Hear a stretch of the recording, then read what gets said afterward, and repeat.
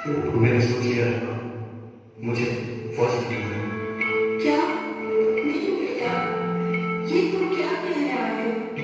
तू जानता है ना, तेरे बाबूजी ने अपने देश के लिए जान देकर हमें छोड़कर पहले ही चले गए। अब मैं तुझे नहीं, मैं तुझे नहीं जाने दूंगी। माँ, जैसे तू मेरी माँ है वैसे पुत्र भी मेरी माँ है। आज दुश्मन ने इस राज्य को खून से कर दिया है। अब जवाब देने की बारी हमारी है। आशीर्वाद दे माँ।